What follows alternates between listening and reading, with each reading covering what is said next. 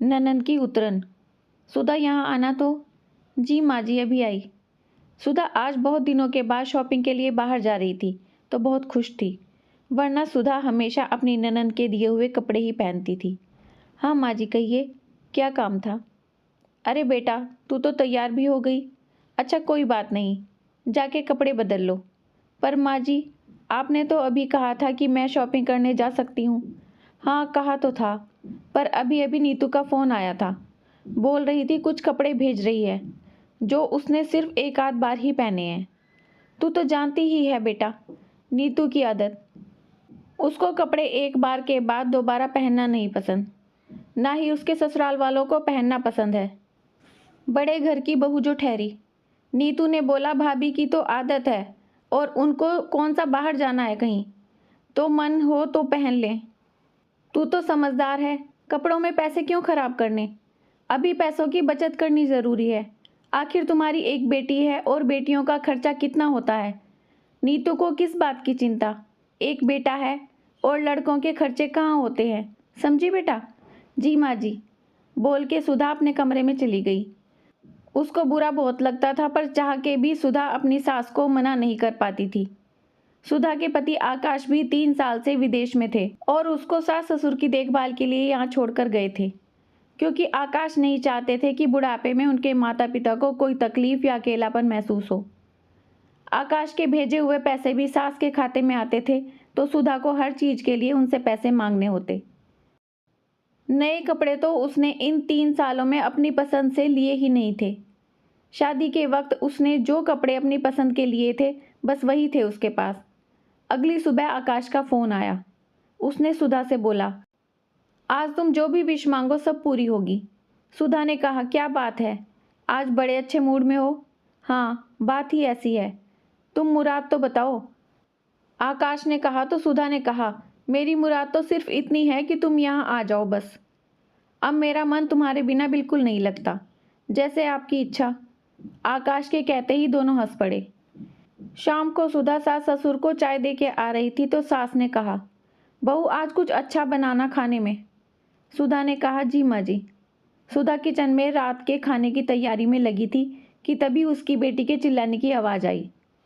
सुधा भाग के गई देखने की क्या हुआ। सुधा ने देखा सामने आकाश ने बेटी को गोद में उठाया था। उसे एक बार तो अपनी आंखों पे भरोसा नहीं हुआ। आकाश ने सुधा को गले लगाते हुए बोला, क्या हुआ, ऐसे क्यों देख रही हो? सुधा ने कुछ नहीं का इशारा करते हुए गर्दन हिलाई। आज सुधा की खुशी का ठिकाना नहीं था। सुधा ने आकाश से पूछा, माँ बाबूजी को पता था कि आप आने वाले हो? तो आकाश ने कहा, हाँ।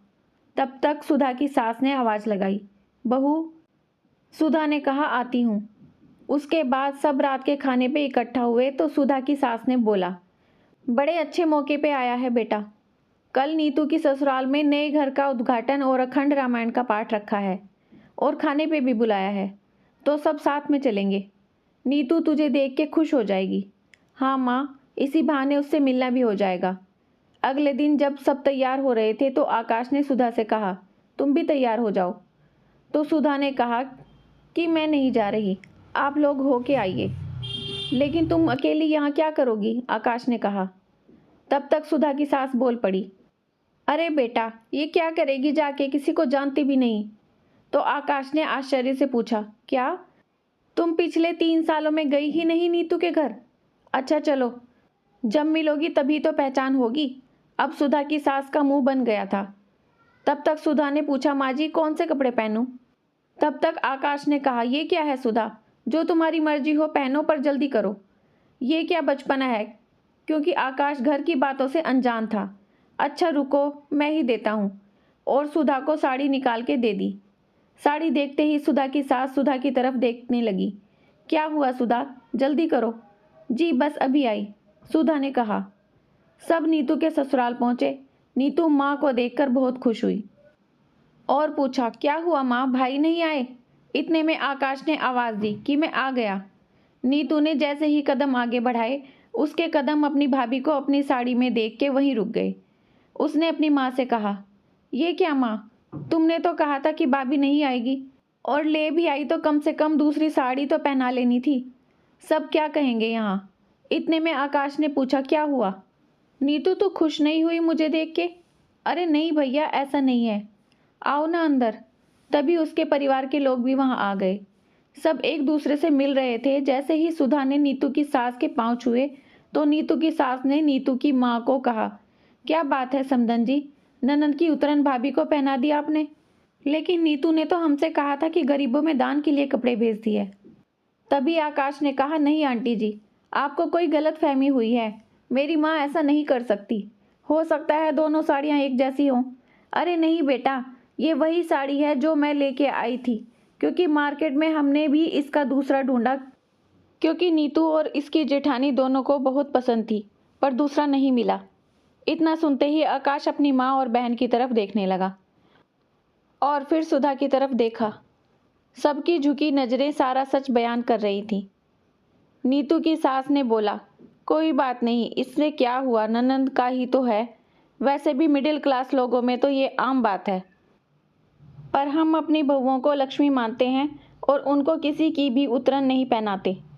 अच्छा, हम बाकी मेहमानों से मिलते हैं, आप लोग खाना खा के ही जाना। नमस्ते। तभी आकाश ने सुधा से और अपनी माँ से बोला, अब हमें भी यहाँ से चलना चाहिए। तभी नीतू ने बोला, पर भैया। नीतू, हमें चलना चाहिए, तुम अपना ससुराल और फंक्शन संभालो। इतना कहकर सब घर आ गए। आते ही आकाश ने सुधा से कहा, अभी तुम अलमारी से अपने और नीतू के कपड़े अलग करो, अभी। कपड़े देखते ही आकाश ने सुधा से पूछा, तुमने अपने बाकी के नए कपड़े कहाँ रखे हैं? तो सुधा ने कहा, आपके जाने के बाद मैंने ना कोई नए कपड़े लिए, ना ही मैं बाजार गई। और उसने सारी बात बताई। इतना कहते हुए उसकी आंखों में आंसू आ गए। तब आकाश ने अपनी माँ की ओर देखा। आज उनके पास कोई जवाब नहीं था। फिर आकाश ने अपनी माँ से कहा, माँ, जब मैंने भाई होके बाप का फर्ज निभाया था, तब आपने क्यों नहीं मना किया? बाबूजी ने तो नीतू की शादी उस घर में करने से मना ही कर दिया था, ये कहते हुए कि मेरी हैसियत नहीं है, मैं उस घर में अपनी बेटी की शादी नहीं कर सकता। तो मैंने उसकी शादी की जिम्मेदारी ली, और जब जितना दहेज मांगा दिया उन लोगों को, कि नीतू को कुछ सुनने को ना मिले। और आज क्या हुआ? इतने दिनों की बनी बनाई इज्जत सब खराब हो गई। इसमें सुधा का कुछ नहीं गया। सब हमको और वहाँ नीतू को ही सुनना पड़ेगा कि हम अपने घर की बहू की इज्जत नहीं कर सकते। आज थोड़े पैसे बचाने के चक्कर में हमारी इज्जत गंवा बैठे।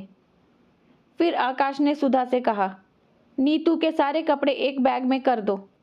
नीतू जब भी आए उसको दे देना, और हाँ, आगे से कभी किसी की उतरन मत पहनना। हम कल ही चल के तुम्हारे लिए शॉपिंग करेंगे। दोस्तों, कैसी लगी ये कहानी आपको? अपने विचार कमेंट्स में ज़रूर बताइए। अगर कहानी अच्छी लगी है तो लाइक, शेयर, सब्सक्राइब करना मत भूलिए। अपना खूब सारा ध्यान रखिए, खुश रहिए, मुस्कुराते रहिए।